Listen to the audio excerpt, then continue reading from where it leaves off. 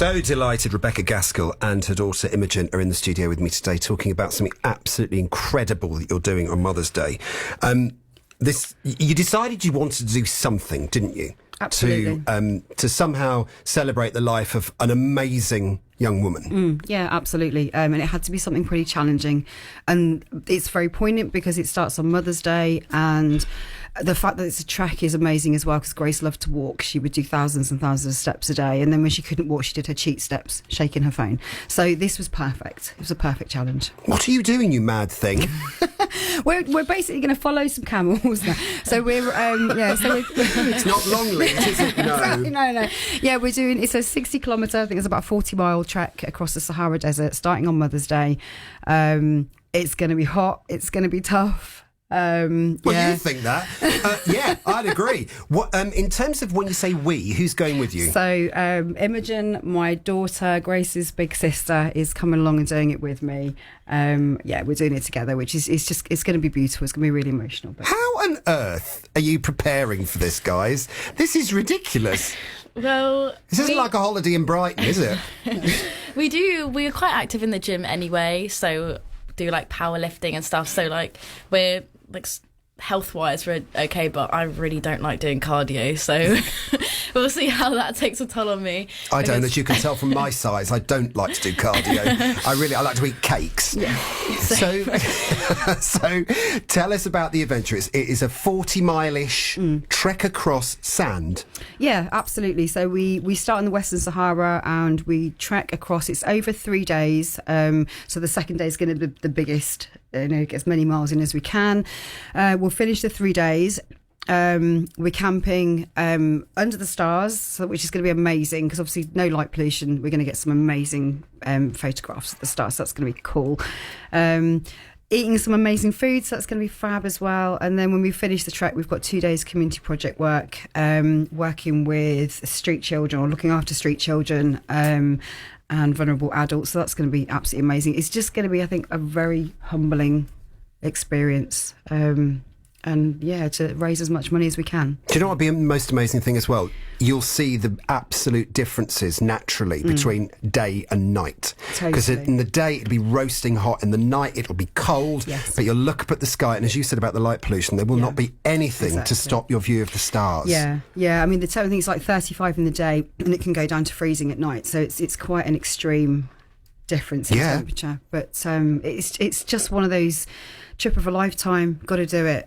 Can't say no. It runs in the family, doesn't it? And what did you say, Imogen, when your mum said, "Oh, should we just pop to the Sahara?"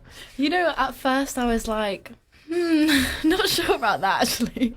And then she was like, "Oh, but if you don't come with me, then I don't want to go alone." So I was like, it was like with skydiving, because of her back, she couldn't do it. And then at first I was like, can I do this? And I was like, okay, I'll go for it. So that was it as well. But because it was about a year ago, I think at the time it was like, it's a year away.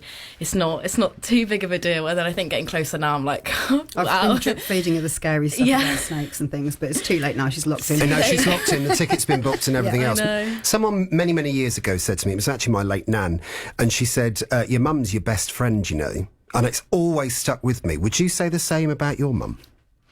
Yeah. Just kidding. Yeah, no, I mean, I wouldn't want to do this with anyone else, really. Like, I know that she's definitely going to have my back in it more than... And the most supportive. Backpack, yeah, not my backpack. But, no, definitely. I mean, can't tell about anything, been through so much together, of course, yeah. Now, just to say, in the middle of the Sahara, there are no petrol stations with cheap daffodils or anything else like that. So how are you going to celebrate Mother's Day in the Sahara? Well, we actually took Mother's Day back a week and celebrated it last weekend, so we went up for food and got some presents, so we already did that. But we're also, I think she's bringing the cards that we wrote with her, and also a little bit of Grace's hair, coming along with us. You're going to get me going. Don't do this to me, okay? Don't do this. You're doing this for money, aren't you? You're doing this to raise money for the hospice. Yeah, we are, exactly. Yeah, to raise money for Helen Douglas House, because they rely fully on funding, so...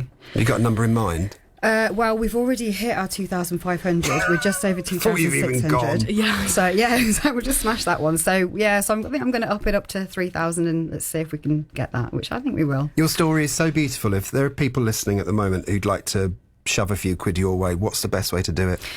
We've got a GoFundMe, so it's gofundme.com/F/Sahara Rebecca Imy. That's IMY. So that. And we've got the details here, so you can ring BBC Radio Oxford, and we can give you those details as well. Thank you. So that's all right. There is one other thing I wanted to. Even after Grace passed, you were able to spend time with her, weren't you? Which is something truly, truly deep and meaningful and beautiful. Yeah, absolutely.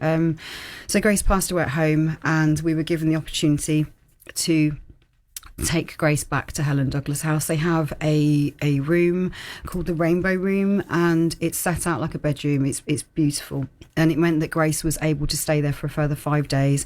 We were able to sit with her as much as we needed to, which was, virtually all the time we sat with her. But it just meant that any time, day or night, we could go and sit with her. The staff there were amazing. There was always a member of staff sitting with Grace. She was just treated with the utmost respect. They completely looked after us. And it meant that we were able to sort of sit in our grief and just come to terms with the fact that had happened, and Grace wasn't rushed away from us at the hardest time of our life. So yeah, we could spend time with her, and Imogen and Josh, our son, could spend time with her, and it was so important at the time to do that. And just all the tubes and because it was just her, no medication, no NG tubes, just no constant constant sounds. Exactly, of we weren't machines, carers, we were mum just and able to sister spend then. So yeah, You're amazing. Just remind us of that GoFundMe. So it's gofundme.com/F/Sahara Rebecca Imy. You are absolutely amazing. How's the packing going?